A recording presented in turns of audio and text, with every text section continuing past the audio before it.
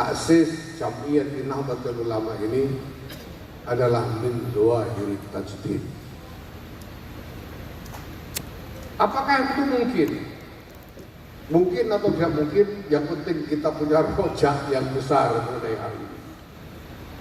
Karena Rasulullah Muhammad SAW sendiri dalam sabdanya menyatakan man yujaddidu lahadina. Beliau tidak mengatakan rojulan yujaddidu lahadina, tapi man itu adalah mausul mustarak, bisa merujuk kepada mufrad, bisa merujuk kepada jamak karena mausul mustarak. Maka mungkin saja mujaddid itu sebetulnya bukan individu perorangan, tetapi satu kaum. Sebagaimana Nahdlatul Ulama ini diinisiasi, didirikan oleh sekumpulan ulama pada zaman itu, Hadratus Syekh Kiai Muhammad Hasyim Asy'ari beserta sahabat-sahabatnya. Maka para kiai, bapak ibu, hadirin dan hadirat yang saya hormati, sungguh besar harapan kita bahwa setelah 1 abad berlalu bagi Jam'iyah yang kita cintai ini, semoga ini waktunya tajdid yang kedua bagi Jam'iyah Nahdlatul Ulama.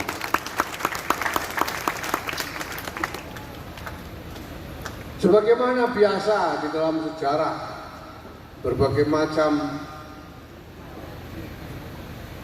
kumpulan, berbagai macam kaum, berbagai macam organisasi ataupun peradaban, sejarah selalu diwarnai dengan pasang surut, diwarnai dengan masa-masa sulit, masa-masa penuh keprihatinan, tapi juga diwarnai dengan kejayaan, dengan kemudahan. Ketika Jam'iyah ini didirikan pada tahun 1344, banyak sekali hal-hal yang terjadi, bukan hanya di Indonesia, tapi di seluruh dunia, yang menimbulkan kekagetan, keprihatinan, bahkan rasa gelisah dan was-was. Kita tahu pada waktu itu sekitar tahun 1926 Masehi, baru saja berlalu Perang Dunia Pertama yang berujung kalahnya Turki Utsmani sehingga runtuh dan bubar. Sementara wilayah kekuasaan yang begitu luas, mulai dari Afrika Barat sampai ke India Barat, kemudian diduduki, dijadikan tanah jajahan oleh negara-negara pemenang Perang Dunia Pertama, yaitu negara-negara Eropa, Inggris, Prancis, Belanda, Spanyol, dan lain sebagainya. Tapi kemudian lahir inisiatif di tempat yang mungkin di luar perkiraan banyak orang. Bukan di Mesir yang menjadi tuan rumah Jami'ah Al-Azhar yang sudah berabad-abad menghasilkan ulama-ulama besar.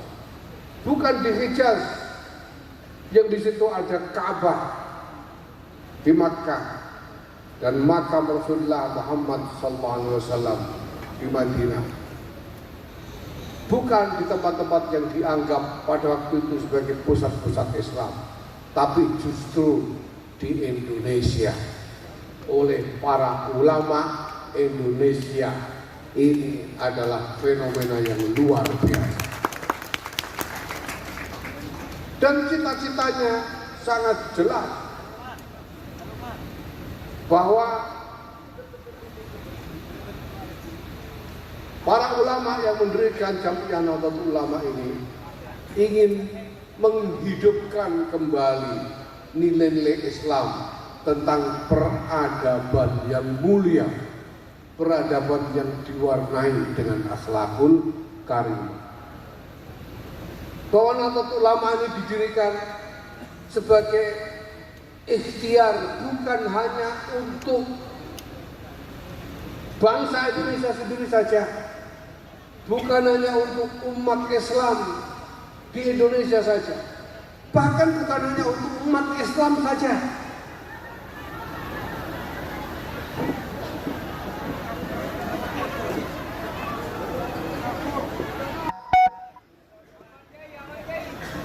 Cita-cita dari para muassis, para pendiri Jamiah Nahdlatul Ulama ini adalah mengikhtiarkan rintisan bagi satu peradaban baru yang lebih mulia bagi seluruh umat manusia.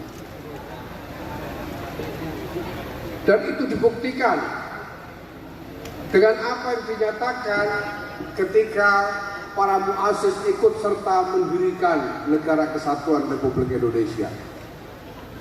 Dengan tegas dinyatakan sebagai landasan bagi negara ini suatu konstitusi yang dibuka dengan kalimat yang sangat sharih mengenai cita-cita peradaban untuk seluruh umat manusia, bahwa sesungguhnya kemerdekaan ialah hak segala bangsa, kemerdekaan ialah hak segala bangsa, dan oleh sebab itu maka penjajahan di atas dunia harus dihapuskan karena tidak sesuai dengan peri kemanusiaan dan peri keadilan. Ini berarti bahwa yang dipikirkan oleh para pemimpin kita waktu itu, para masyayikh kita waktu itu, bukan hanya santri-santrinya sendiri saja, bukan hanya bangsanya sendiri saja, tapi segala bangsa, semua bangsa, seluruh umat manusia. Maka sangat masuk akal apabila kemudian kita mendapati betapa besar barokah dari Jamiah ini. Betapa besar barokah dari Jamiah ini. Jamiah yang ketika didirikan hanya dimulai dengan sekitar 30-an orang ulama, kemudian berkembang sehingga pada sekitar tahun 50-an pengikutnya sudah mencapai 18% dari Indonesia.